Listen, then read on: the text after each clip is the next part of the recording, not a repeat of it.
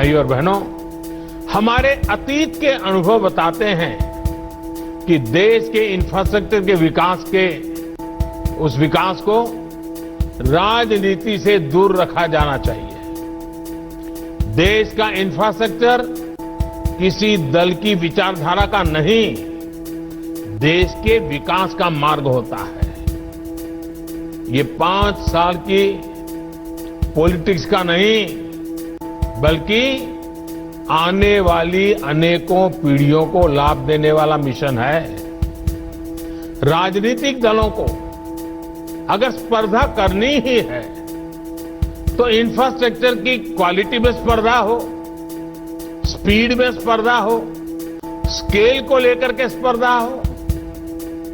मैं यहां एक और मानसिकता का भी जिक्र करना जरूरी समझता हूं, जो अक्सर हम प्रदर्शनों और आंदोलनों के दौरान देखते हैं। ये मानसिकता देश के इंफ्रास्ट्रक्चर को, देश की संपत्ति को नुकसान पहुंचाने की है। हमें याद रखना चाहिए कि इंफ्रास्ट्रक्चर, ये संपत्ति किसी नेता की, किसी दल की, किसी सरकार की नहीं है।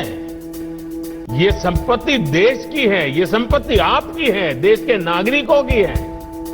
हमारे हर गरीब का, हर करदाता का, मध्यम वर्ग का, समाज के हर वर्ग का इसके पीछे पसीना लगा हुआ है, उसका पैसा लगा हुआ है। गरीब ने अपने पेट काट करके पैसा दिया है, तब सब बनता है। इसको लगने वाली हर चोट देश के गरीब, देश के सामान्य जन को चोट है। इसलिए अपना लोकतांत्रिक अधिकार जताते हुए हमें अपने राष्ट्रीय दायित्व को भी नहीं भूलना चाहिए।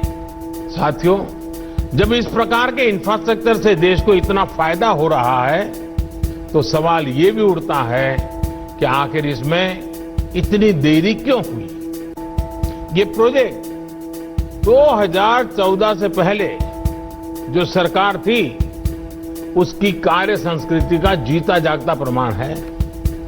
साल 2006 में इस प्रोजेक्ट को मंजूरी दी गई थी। उसके बाद ये सिर्फ कागजों और फाइलों में ही बनता रहा। केंद्र को राज्यों के साथ जिस गंभीरता से बातचीत करनी चाहिए थी, जिस अर्जेंसी से संवाद होना चाहिए था, वो किया ही नहीं गया। नतीजा ये हुआ कि काम अटक गया, लटक गया, भटक गया। स्थिति ये थी कि साल 2014 तक 1 किलोमीटर ट्रैक भी नहीं बिछा गया, 1 किलोमीटर भी नहीं। जो इसके लिए पैसा भी स्वीकृत हुआ था, वो सही तरीके से खर्च नहीं हो पाया। साथियों, 2014 में सरकार बनने के बाद इस प्रोजेक्ट के लिए फिर से फाइलों को खंगाला गया। अधिकारियों को नए सिरे से आगे बढ़ने के लिए कहा गया, तो बजट करीब करीब 11 गुना यानी 45,000 करोड़ रुपए से अधिक बढ़ गया।